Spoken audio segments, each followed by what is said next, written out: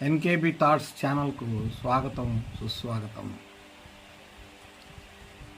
ముందు 3 ఎపిసోడ్లు కొన్ని దేశాలు, వాటి యొక్క శాసనసభ లేక పార్లమెంట్ యొక్క పేర్లను మనం తెలుసుకున్నాము.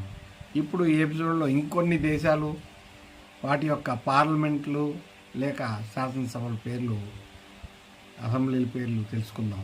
ముందు బెల్జియం గురించి కొన్ని విషయాలు తెలుసుకుందాం. బెల్జియం అనే కంట్రీలో ఈ రోజు వరకు కూడాను ఒక ప్రైవేట్ హాస్పిటల్ కానీ, ఒక ప్రైవేటు స్కూల్స్ కానీ ఉండవు. కారణం ఏంటంటే గవర్నమెంట్ చేత అన్నీ నడపబడుతుంటాయి. గవర్నమెంట్ చేతిలో ఉండటం అంటే 10 పైసలు మనం కట్టబడలేదు. మనకు వచ్చిన పన్నుల రూపాన్ని మార్చి ఆ యొక్క హాస్పిటల్స్కి కానీ, పిల్లలు చదువుకునే చదువులకు కానీ వాళ్ళు వినియోగిస్తారు అనేది ముఖ్యంగా మనం తెలుసుకోదగిన విషయం. మనకి మన రాష్ట్రాలలో వాళ్ళు ముఖ్యమంత్రులు కావడం కోసం, వాళ్ళ అధికారం రావడం కోసం ఇస్త్రీ పెట్టేవాడికి 10,000, లేదంటే ఆటో రిక్షా వాడికి 10,000, లేదంటే గడ్డాలు గీసుకునేవాడికి 10,000, అంటే మనం అట్లా అనకూడదు. ఆ విధంగా రకరకాలుగా చండాలం చేసి ఫ్రీలు ఇచ్చి అధికార దాహాన్ని తీర్చుకుంటున్నారు. ప్రజల యొక్క బాగోగులు కోరట్లేదు. ప్రజల యొక్క బాగోగులు కోరినట్లయితే వాళ్ళు ఏం చేయాలంటే, ముఖ్యంగా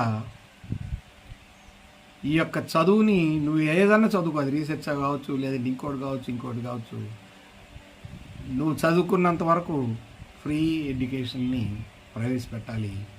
అదేవిధంగా ఆరోగ్యానికి సంబంధించి ఆరోగ్యశ్రీలు వీటికి సంబంధం లేకుండా, అది జీవిత బీమాతోటి ఆరోగ్యశ్రీ అనే పథకం ఒక బీమా కంపెనీతోటి టైఅప్ అయ్యి, ఆ బీమా కంపెనీ ద్వారా స్వలాభాన్ని చూసుకొని పెట్టిన ఒక ఆరోగ్యశ్రీ మాత్రమే. దానికి పేర్లు మారుస్తున్నారు, కానీ దాన్ని కదిలిస్తే పుట్టకదులుతుందని చెప్పి ప్రజలు వ్యతిరేకిస్తారని చెప్పి దాన్ని కదిలించట్లేదు. యాక్చువల్గా ప్రతి సంవత్సరం ఒక ఇన్సూరెన్స్ కంపెనీకి ప్రతి వ్యక్తి పేరుతోటి, అదే ఆ కార్డులో ఉన్న ప్రతి వ్యక్తి పేరుతోటి 1 లక్ష రూపాయలు డిపాజిట్ గవర్నమెంట్ నుంచి వెళ్తుంది. కాబట్టి ఆరోగ్యశ్రీ నడుస్తుంది. అట్లా కాకుండా బీమా కంపెనీలతో సంబంధం లేకుండా గవర్నమెంటే స్వేచ్ఛగా, ప్రైవేటు పరం లేకుండా గవర్నమెంటే హాస్పిటల్స్ నడిపితే ఎంతో బాగుంటుందని, ఎంతోమంది ఆరోగ్యాలు బాగుంటాయని నా యొక్క నమ్మకం. ఇది మరో ఎపిసోడ్లో చూద్దాం, మిగిలిన దేశాల పేరు.